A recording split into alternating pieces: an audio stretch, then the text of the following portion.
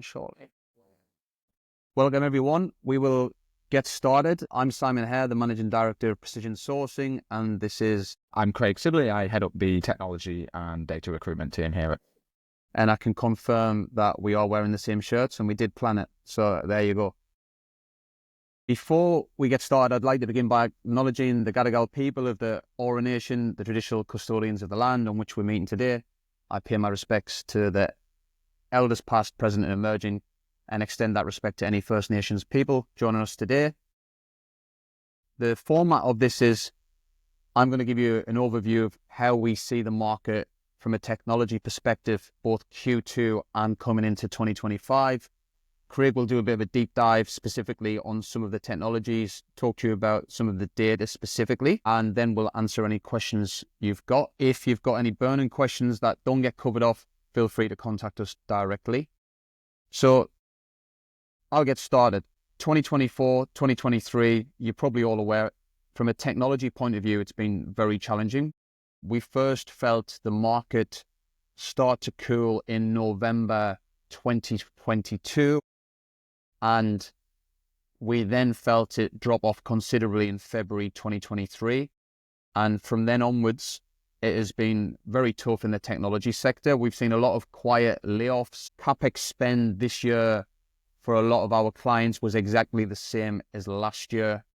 And we really felt that as recruiters, as we are the canaries in the coal mine, as you say, the first people to kind of feel that with projects being paused or put on hold. If you look at the data that gets produced, you'll understand that we would be in a technical recession of having 2 negative quarters if it wasn't for immigration and if it wasn't for the government spend on infrastructure projects. And we certainly felt that ourselves from a technology point of view. The good news is October was the first quarter, Q2 was the first quarter where we really felt the market come back, and we were crossing our fingers a little bit thinking we've been here before. We've seen these tiny spikes for the last 2 years, but we felt it again in November. We felt it again in December, and we really felt that momentum coming into the new year as well in January.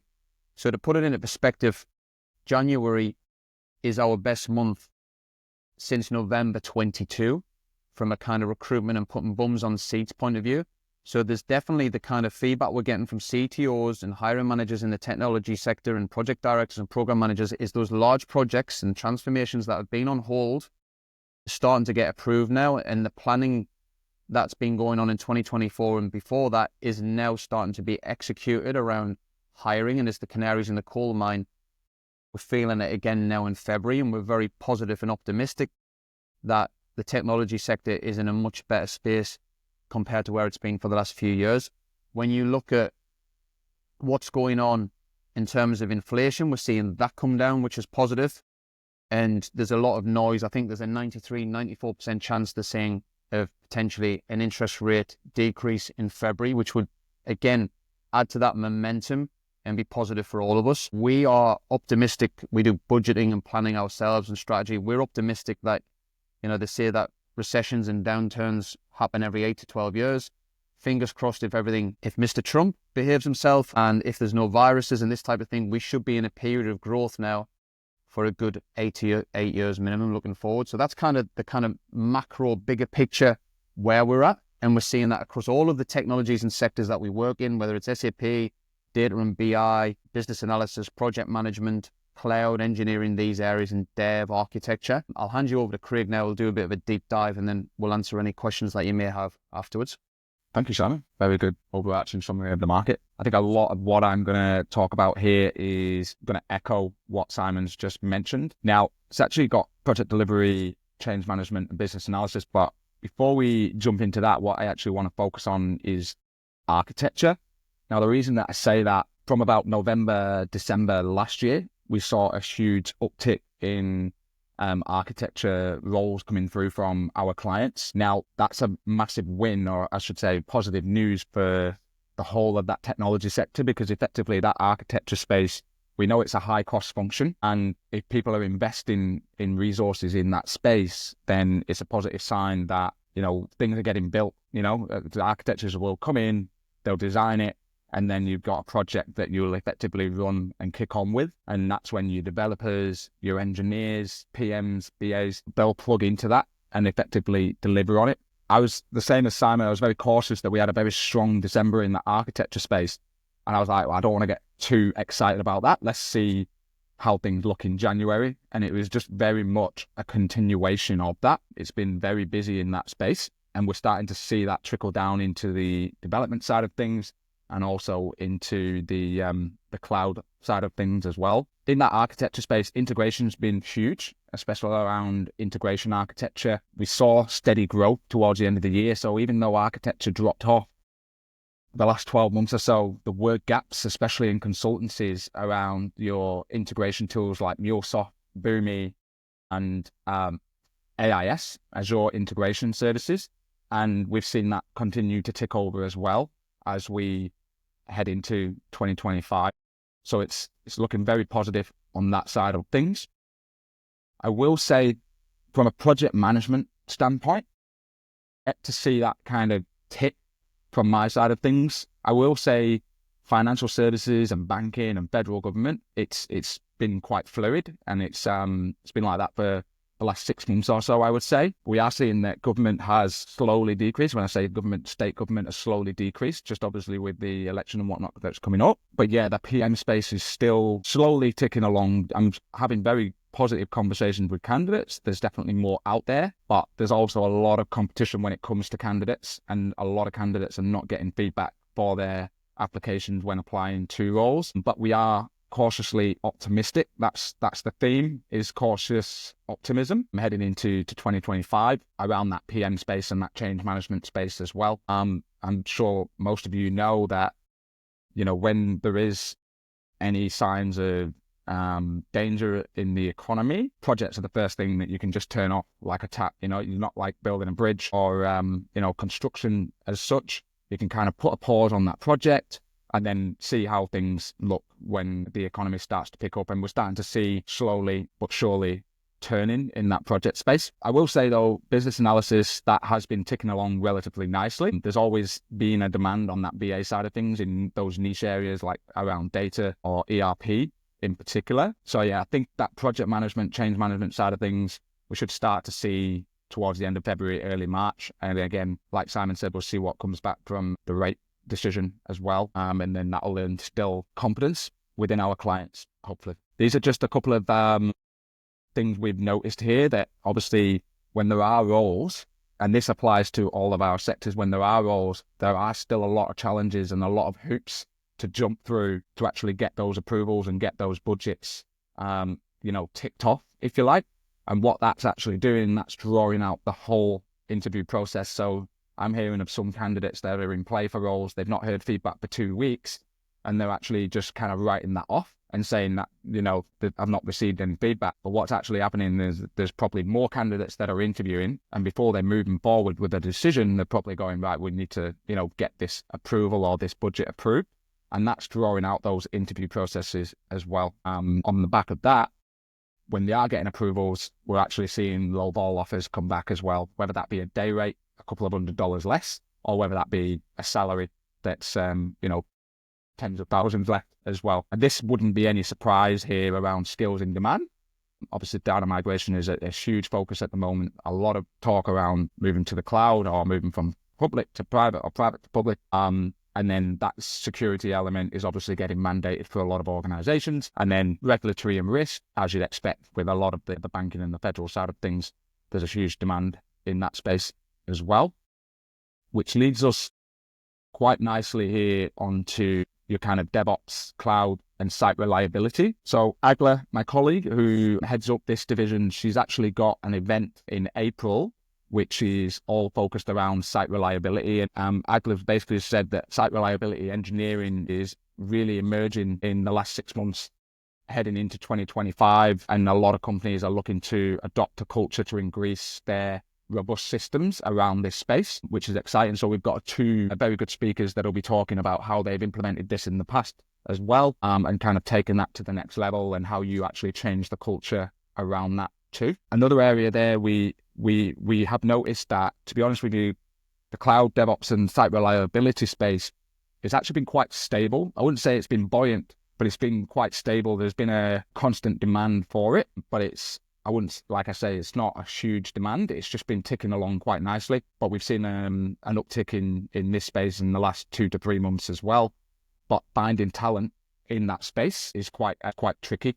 And again, it comes to the rates and the salaries and the kind of expectation in terms of what you're looking for in a candidate and the bandwidth that they can cover. Like there's a mismatch between the actual skills and the money that's being on offer for those candidates as well. But overall, we're expecting that will continue to grow, especially as digital transformations start to come back heading into this year as well. But yeah, that's kind of summarizing on that one. Again, similar sort of situation. High competition for top roles is a common theme. Again, the hiring manager challenges, CVs are often packed with those buzzwords, but when you're actually speaking to those candidates and you're interviewing them, the expertise is not actually matching that.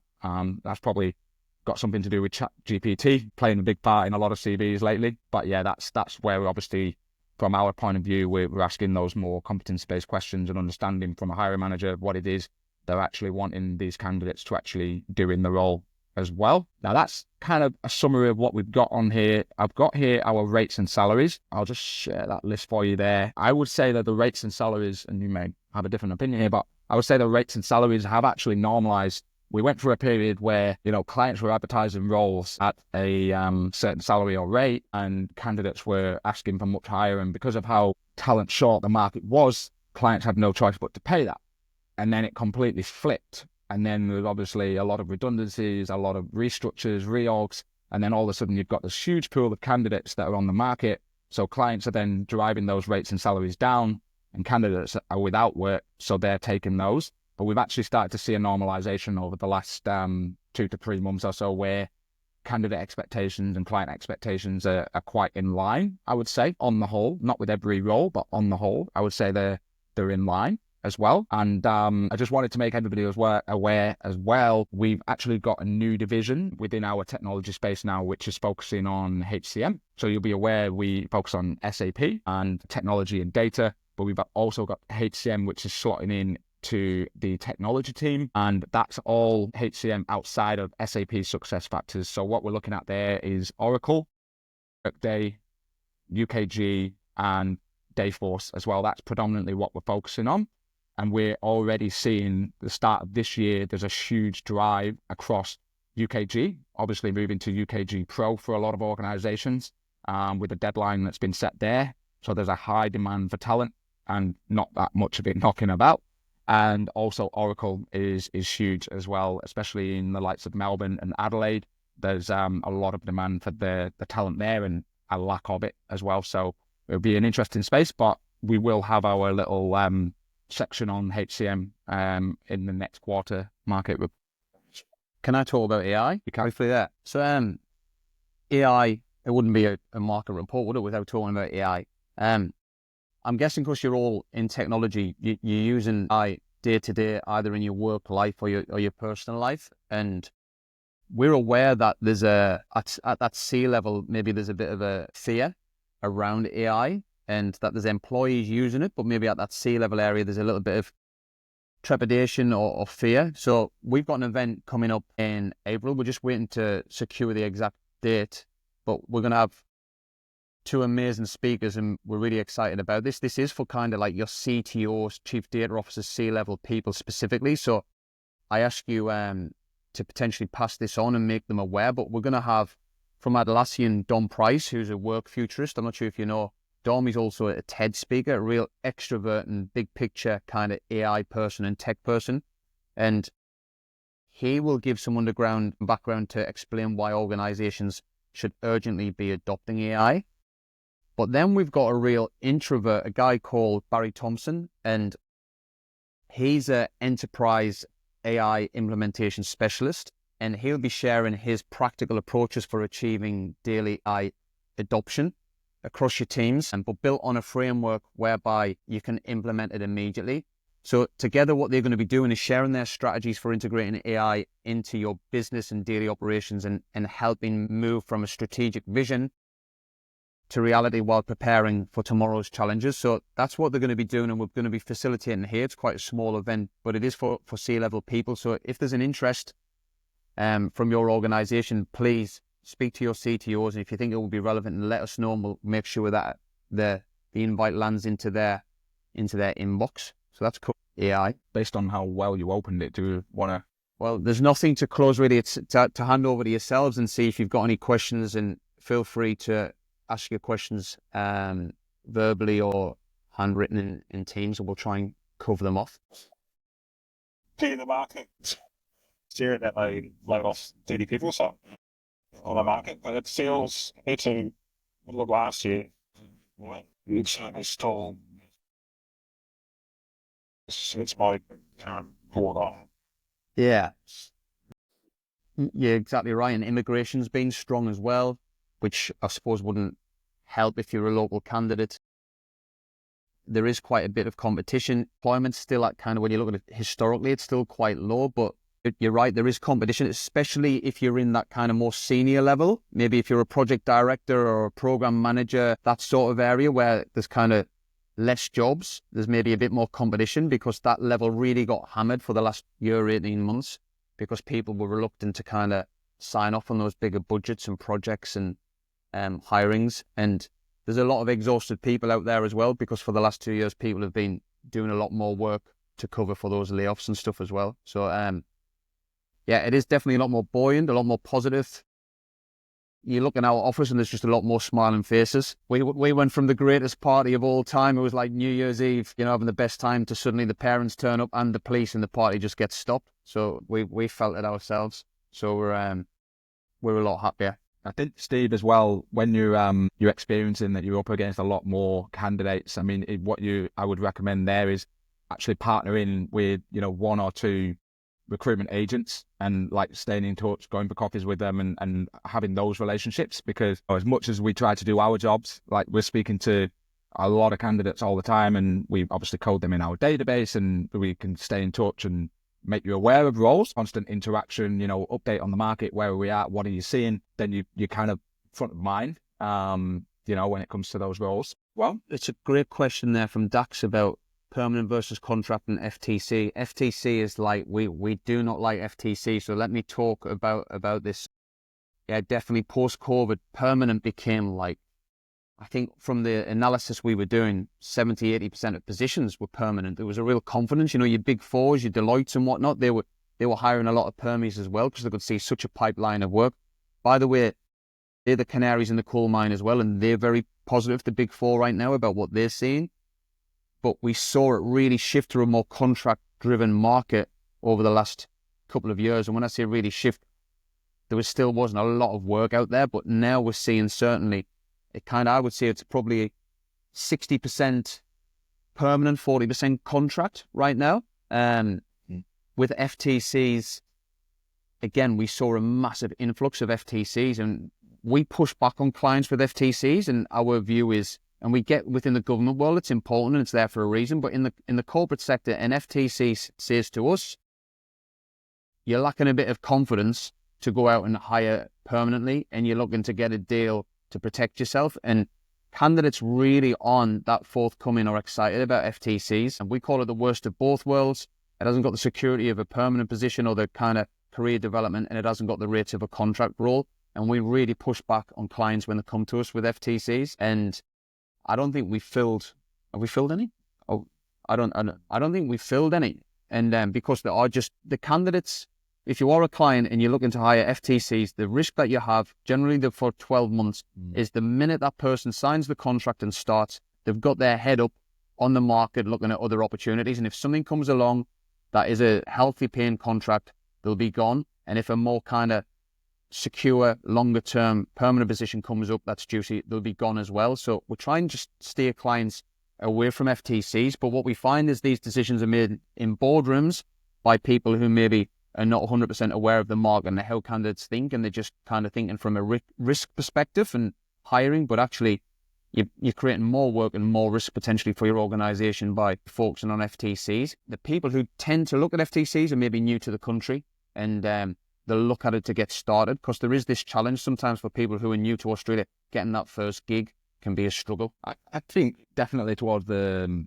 last year, I would say it's more perm. I'd be interested to see what it was like for us in Jan now. I do feel like there's a lot more optimism around contract roles at the moment. So we'll share that out when we've got the information. Question from iPhone around insights for Fed to state contract hiring in IAM domain. I'm going to guess that this is obviously identity access management there, Irfan. To be honest with you, we haven't really had that. I say that. We haven't really had that many roles in the cybersecurity space. Having said that, I'm working ahead of cybersecurity role right now. And I know that cybersecurity has been absolutely smashed as well over the last 12 to 18 months as well. Where clients, maybe perhaps not taking it as seriously as they should, or they're outsourcing that as well.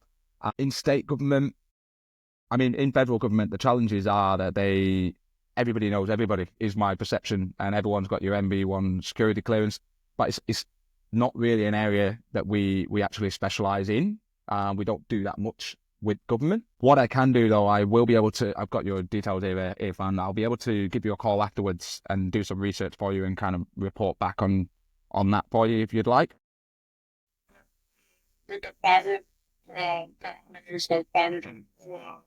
Just checking out the huge last year.